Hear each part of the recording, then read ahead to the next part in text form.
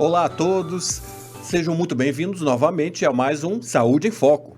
E hoje nós vamos aqui falar do CRM, o Conselho Regional de Medicina, especificamente o Conselho Regional de Medicina do Distrito Federal.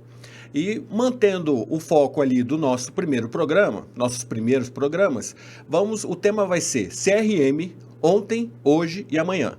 E temos aqui a ilustre presença do Dr. Eduardo Guerra, que é anestesista, ex-presidente do CRM, nos anos de 2003 a 2005, e também doutora Lívia, a atual presidente do CRM. Muito obrigado pela presença de vocês. Então, primeiramente, gente, eu gostaria de agradecer aqui aos nossos apoiadores, a Lugano, da 108 Sul, já tem aqui, ó, vou oferecer para vocês uma pastilhinha, porque às vezes a garganta pega, uma pastilha de menta. Tá certo. Aqui, doutor Guerra, para a gente quebrar um pouco o clima, né? E vamos começar. Eu gosto sempre de fazer uma perguntinha assim. Eu digo que é para quebrar o clima, mas na verdade, às vezes eu boto você já na fogueira, tá? Então, vamos lá. Então, quais eram os principais desafios do CRM e dos médicos na época que o senhor foi presidente do CRM? É importante lembrar que naquela época a medicina era completamente diferente do que é hoje. Estamos falando de mais de 20 anos, né? Eu fiz um exame de eletromiografia semana passada e a médica que fez o exame em mim tinha 20 anos de formada. E eu disse para ela que no meu curso e depois na residência não existia ecografia ainda. Era feito, no último mês, era feito um raio-x simples para ver a compatibilidade do feto com a pelve. E apenas isso, além dos outros exames normais de laboratório e tal, mas exame de imagem só isso. Então a medicina era muito simples, muito barata e o número de médicos era pequeno. Então, na realidade, os conselhos, durante muitos anos, eles tinham uma função mais cartorial do que qualquer outro aspecto, no sentido de ativamente regulamentar a medicina. Perfeito. Isso foi modificando e já há 20 anos atrás, quando eu estava no CRMDF, os conselhos no país inteiro já passaram a ter uma atuação mais importante diante da sociedade, diante dos próprios médicos e dos pacientes, principalmente. Sim, perfeito. Então, hoje é bem diferente. Bem diferente. E nós vamos ver época. O futuro que nos espera, né? A carinha da Lívia, né, Lívia? Então, vou manter aqui mais ou menos mesmo esquema, doutor Guerra. Quais são os atuais desafios, então, do CRM? Olha, bom, primeiramente, boa noite, né? Obrigada pelo convite. Boa noite, doutor Eduardo. É uma honra estar aqui. Em relação aos desafios, eles são inúmeros, né? Hoje, a gente acaba tendo uma questão relacionada ao que o doutor Eduardo já comentou, que é esse número muito grande de médicos, e a gente acaba tendo uma estrutura dos conselhos que é praticamente a mesma. Então, desde a sua criação, a gente tem essa questão de 40 conselheiros, mais 2 conselheiros indicados pela MBR, e continua o mesmo número de conselheiros, e hoje nós estamos com praticamente 20 mil médicos ativos no Distrito Federal. Então, nós temos esses desafios, tanto de atender à demanda, a própria demanda cartorial, ela já se tornou muito grande, mas a gente acaba tendo uma demanda relacionada as fiscalizações, que a gente acaba tendo mais dificuldade de exercê-las, né? E a nossa atividade também judicante, ela aumenta muito, né? Por vários motivos, tanto pelo aumento do número de médicos, quanto também o que a gente vê hoje, um aumento enorme de escolas médicas. A gente tem uma qualidade hoje na formação em alguns aspectos, em alguns locais, também duvidosa, e a gente hoje também vive o desafio de Eu nunca pensei que a gente tivesse que chegar a esse ponto, né? Porque medicina é ciência. E hoje a gente tem que afirmar, tem que provar que a ciência é o caminho a ser seguido, né? A ciência aplicada com ética. E temos hoje muitas práticas abusivas, condutas deletérias, charlatanismos, digamos assim, que estão se proliferando numa velocidade muito grande, principalmente com a ajuda dos meios de comunicação, da internet e das redes sociais, que ajudam em alguns... De TikTok, de Instagram. Ajuda em alguns aspectos, mas também atrapalha. Então, são esses desafios aí os maiores. Mas aí a gente consegue destrinchar aí, vários problemas. Então, é interessante você ter falado. Vamos falar um pouquinho, que as pessoas às vezes não entendem muito bem como é que é o papel do CRM junto à sociedade. Então, ele atua ali mesmo meio como um fiscalizador do médico, ou então, como é a sua função então perante a sociedade, assim? Tá. O CRM ele tem a função de defender a boa prática médica. Então, para isso, a gente tem essa atividade de registro, o registro tanto das pessoas físicas quanto pessoas jurídicas no conselho, para a partir daí estarem habilitados, né, serem locais ou profissionais habilitados a exercer a medicina e estarem sujeitos à segunda atividade, né, do conselho, que seria a atividade fiscalizatória. Fiscalização em relação à estrutura, aí principalmente das pessoas jurídicas, incluindo as instituições públicas e privadas. Então, hoje realizam fiscalizações em hospitais públicos, coisas assim. Consultórios.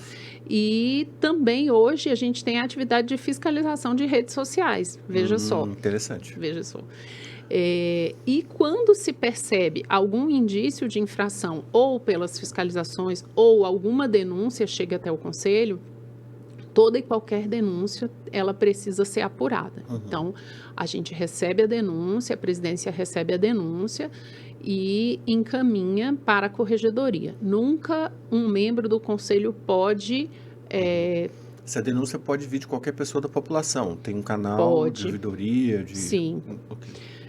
E não existe nenhuma maneira de você receber uma denúncia e arquivá-la sozinho.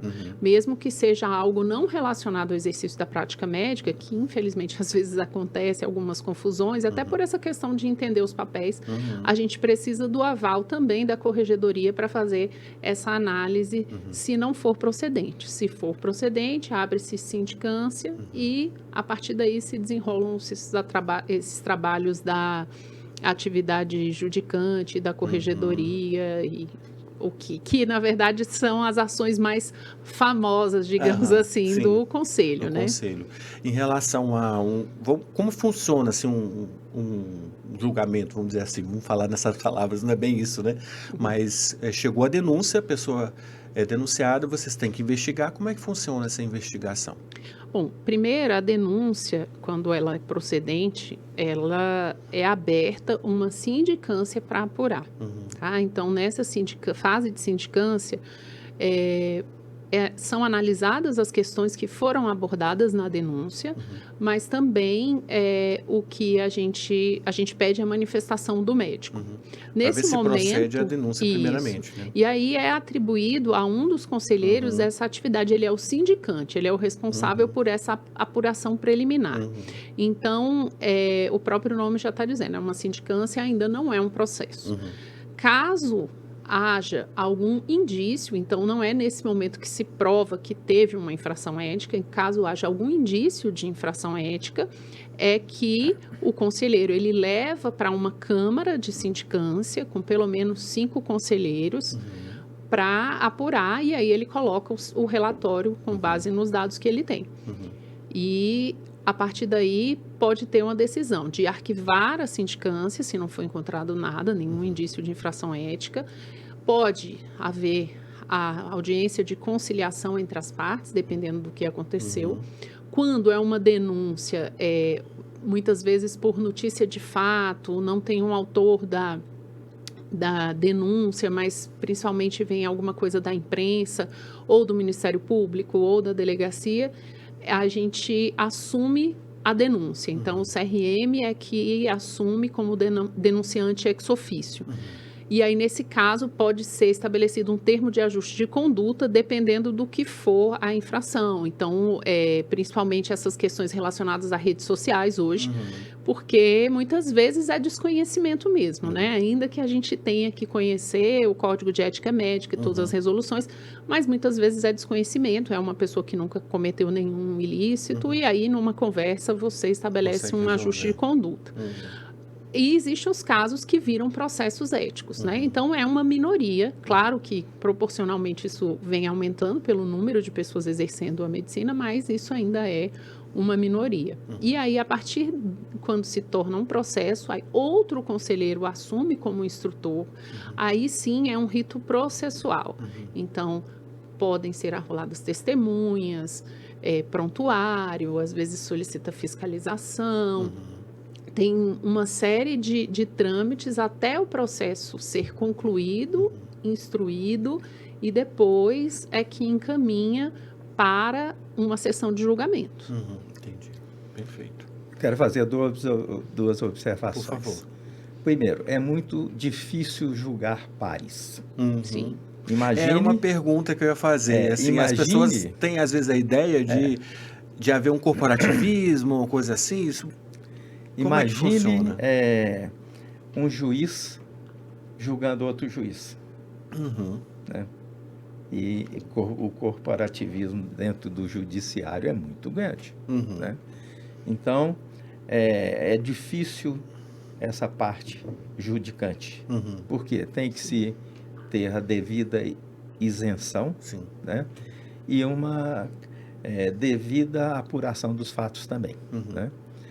E a questão da fiscalização, que é uma questão importantíssima, a doutora Lívia deixou claro que a estrutura dos conselhos hoje, diante da demanda atual, ela é muito pequena a estrutura. Então, são duas dificuldades. Uma de fiscalizar efetivamente, se faz o possível, usando os recursos existentes, fazer a fiscalização mais eficiente possível, e também a dificuldade de julgar os próprios pares. E como é que era na sua época, doutor Eduardo, a relação do CRM perante assim, a sociedade? Como é que era visto? Olha, nessa época, nós passamos a ter um convívio mais frequente com o Ministério Público, principalmente. Inclusive, tivemos uma série de dificuldades com o Ministério Público, com uma promotoria criminal que foi criada naquela época e que assumiu proporções assim muito complicadas, né? Então, isso aí com o tempo foi contornado e a partir daí o CRM passou a ter uma atitude bem produtiva e tranquila com o Ministério Público, principalmente. Né? Entendi. Vou entrar num assunto aqui um pouco polêmico, tá, gente? Como é que fica, assim, existe a possibilidade, papel do CRM se manifestar em relação a condutas? Vamos lá, vou ser específico. Nós vivemos uma pandemia em 2020, né? E que alguns órgãos médicos se manifestaram a favor ou contra um determinado tipo de tratamento. Isso é papel do CRM? Não é? Ele deve se manifestar em relação a isso ou não? Porque, às vezes, isso depende muito da opinião das pessoas que estão lá dentro, mas não refletem uma opinião geral. O que vocês têm a dizer sobre isso? Eu acredito que uma das funções do CRM, né, e a gente extrapola um pouco essa questão da fiscalização, da atividade de registro e judicante. É defender a boa prática médica. Então, quando eu penso em relação a condições de trabalho, quando eu penso em defesa da sociedade, eu estou defendendo também a boa medicina. Quando eu defendo a boa medicina, eu também estou defendendo o médico que age ali de acordo com todos os preceitos, né?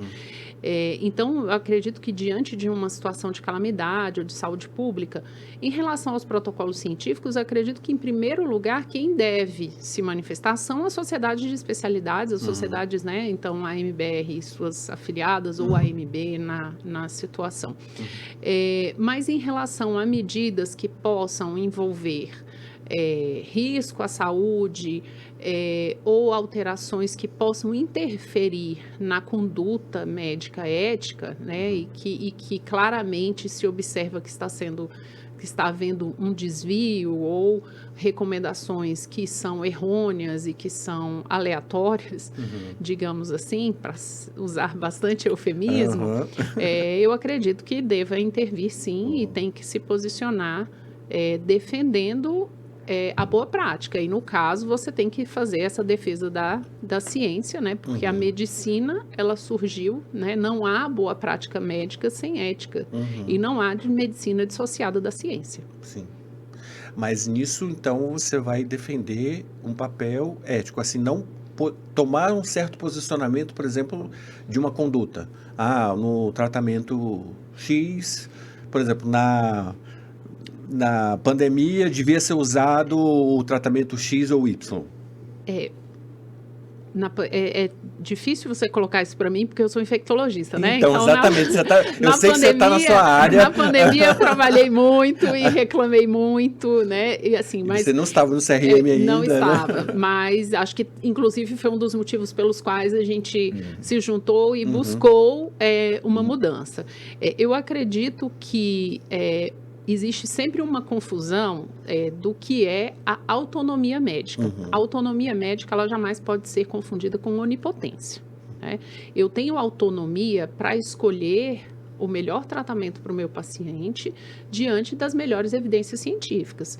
Então, eu tenho aqui, né, 5 opções terapêuticas para você que está, de repente, com uma micose pulmonar. Eu vou analisar quem é o Manuel, né? Então, Manuel, qual é a idade, quais são as comorbidades, o que ele tem e escolher a partir do que eu tenho de evidências qual seria o melhor tratamento. E não escolher aleatoriamente, ter autonomia de escolher qualquer coisa para tratar o Manuel, porque eu tenho autonomia. Cabeça, não né? Isso aí beira a onipotência, né? É o famoso medicina baseada nas minhas evidências, Exato. né? Exato.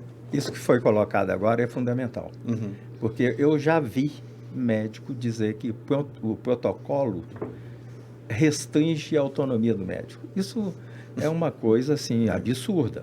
Por quê?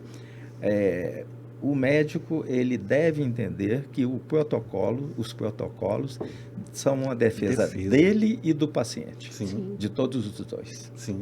E a posição dos conselhos de medicina com relação às questões importantes, a manifestação dele é obrigatória. Agora, sempre baseado no que a doutora Lívia falou, do que preconizam as sociedades de especialidades. Sim. Porque, do ponto de vista científico, a base que nós temos são exatamente as sociedades de especialidades. Nunca fugindo disso. Ele é um porta-voz, vamos dizer assim, não é? Sim. Ele dá força às sociedades, das sociedades técnicas e científicas, né? Do ponto de vista técnico. Isso, perfeito. Lívia, fala um pouquinho para a gente, então, das novidades aí no CRM. Que novidades estão acontecendo nessa última gestão aí? A gente tem vários desafios, né? Primeiro que quando a gente assume a gestão, você tem uma máquina administrativa muito grande para tomar conta, né? Ainda mais com esse número tão grande de médicos como a gente já citou. Então, existe toda uma preocupação em uma adequada utilização do dinheiro, que é um dinheiro dos médicos, mas é um dinheiro público que tem que ser aplicado, né, com toda a transparência, visando uma boa prática mesmo de gestão. Então, assim, a gente tem otimizado algumas coisas dentro do CRM, com planejamento estratégico, com algumas economias relacionadas a plano de saúde de funcionários, algumas questões relacionadas a plano de cargos e salários, que são coisas que interferem muito nessa rotina que o médico não enxerga, mas que acaba se exteriorizando na prestação de serviços, né? Por outro lado, em relação à atividade médica, o que a gente tem procurado a fazer são muitos eventos relacionados à educação médica. Então, Isso eu tenho percebido. a gente tem feito vários simpósios. Então, desde o ano passado, a gente retomou o Congresso de Ética Médica e o Congresso dos Estudantes de Medicina. Esse ano nós fizemos um simpósio relacionado primeiro à questão das infusões, né, sobre soroterapia. Então, temos uma resolução que a gente apresentou, inclusive, para o CFM, que está sendo copiada por alguns estados em relação ao o que há de evidência para a soroterapia, né, porque hoje é um limbo. Virou, Isso. E a gente acabou fazendo um simpósio em que a gente não só convidou, mas convocou todas as clínicas que prestam esse tipo de serviço. A gente fez também um simpósio mais relacionado à saúde mental dos médicos, e aí a gente acabou desenvolvendo uma campanha. Isso é um assunto muito importante, né? Que a gente pensou que só falar sobre a depressão, o suicídio, ali a gente está lidando com a ponta do iceberg. Porque tem algumas coisas que elas vêm desde a formação, desde a graduação. Então, a gente tentou atingir os estudantes de medicina e os médicos nessa questão, muitas vezes, da cultura do silêncio, de práticas que a gente vai repetindo e considera como adequadas e acabam levando a um sofrimento extremo, né? É preciso ter esse cuidado com quem cuida. E a gente fez recente o Congresso de Ética, alguns eventos também relacionados ao Dia do Médico. Uma outra questão que eu acredito que é importante é que a gente tem tido um papel bem ativo, tanto junto para reportar irregularidade junto ao Ministério Público, junto também à Câmara Legislativa, que a gente entende que é uma casa de fiscalização, então a gente acaba encaminhando muitos assuntos para a Comissão de Saúde para serem debatidos. Alguns assuntos a gente acaba encaminhando para todos os deputados mesmo, a gente tenta pressionar, e uma fiscalização bem de perto relacionada às questões da Secretaria de Saúde, porque a gente entende que é necessário defender o SUS para que tanto os usuários tenham uma saúde adequada, né, tenham todos os princípios do SUS ali sendo respeitados, mas que também os profissionais tenham condições de trabalho adequadas. Então, a gente tem se envolvido muito nessas questões. No ano passado, em 2024, quando teve a epidemia de dengue, a alternativa da gestão local foi colocar tendas, né, com condições extremamente insalubres, tanto para o atendimento dos usuários e os médicos sofreram muito também, os enfermeiros e os outros profissionais com falta mesmo de estrutura. Então, a gente chegou a fazer a interdição ética de algumas dessas unidades, a gente teve um papel bem ativo e vem pressionando inclusive questões relacionadas também fiscalizando, né, tanto o orçamento quanto a aplicação de recursos em saúde pública. A gente tem feito um pouco desse papel. Tá certo. Gente, o papo tá ótimo, maravilhoso, mas infelizmente tá acabando o tempo. Falei que passa muito rápido, né? Provavelmente vamos marcar um novo encontro para falarmos mais, mas gostaria de agradecer muito a presença de vocês aqui. Para finalizar, vamos fazer uma pergunta aqui primeiro para o Dr. Eduardo. O que esperar do CRM nos próximos anos? Olha, essa pergunta, cartomante tem receio de responder. Entendeu? Por quê? Primeiro, para você ser forte, você tem que conhecer suas fragilidades. Tá? Então, tem algumas coisas que são preocupantes no futuro dos conselhos. Primeiro, tudo se baseia numa lei de 1957. Tá? Lei pode ser mudada a qualquer momento. Então, a qualquer momento, você pode ter uma surpresa de uma mudança completa da atuação dos conselhos. Perfeito. Esse é um ponto fundamental. Uma outra coisa é o seguinte: a inteligência artificial, que segundo um grande neurocientista brasileiro, e ele fala com toda a razão, não é nem inteligência nem artificial, né?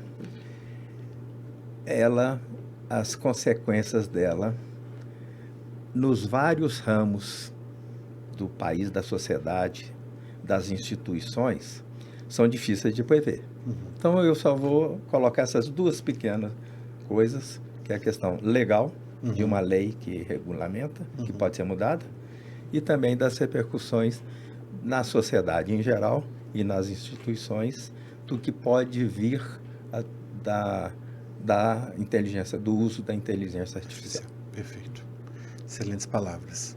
Lívia, então, para a gente terminar, o que você dá de mensagem aí pro médico que às vezes nunca se atentou, nunca pensou em CRM, assim, participar dos movimentos médicos, das instituições médicas, que mensagem você daria para as pessoas, que a gente vê que o envolvimento das pessoas ele é muito pequeno ainda? Então... A gente tem tentado driblar uma questão também, que eu acredito que é a da comunicação. A gente tem esse desafio de se comunicar melhor com o médico e de mostrar qual é o papel do conselho.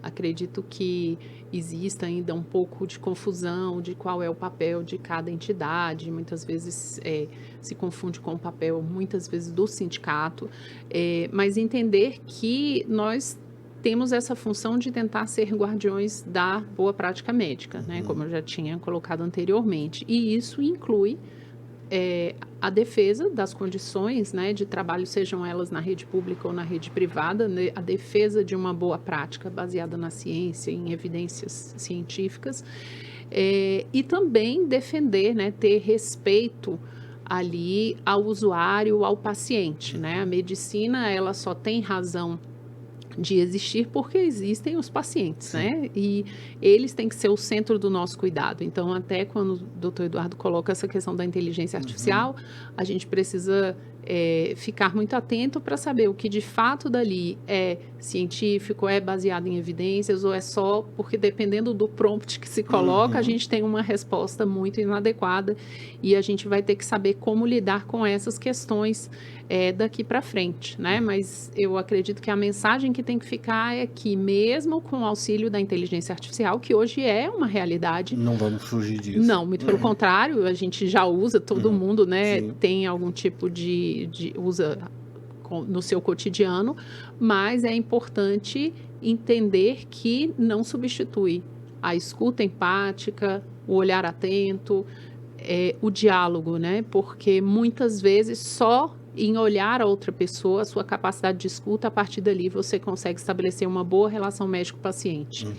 E a partir daí, tanto tratamentos de sucesso, acompanhamentos adequados, né, para quando não se tem um sucesso, ou mesmo evitar cair em infrações éticas. Sim, perfeito.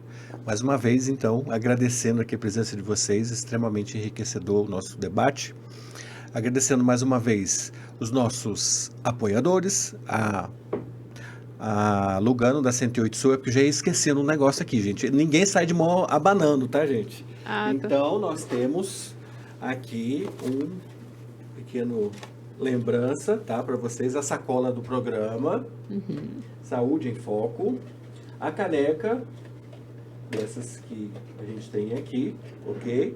E temos um presente também da Lugano 108 Sul, que é um cartão que vale um café e um cartão de R$50 para consumo na loja, de qualquer coisa, chocolates, na cafeteria. A gente pode marcar um próximo encontro lá, inclusive. Tá certo? Perfeito.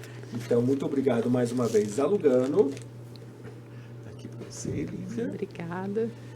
E também ao nosso parceiro NW Telecom. E ficamos aqui com mais um Saúde em Foco. Ficamos com mais um Saúde em Foco e espero vocês no próximo episódio. Muito obrigado.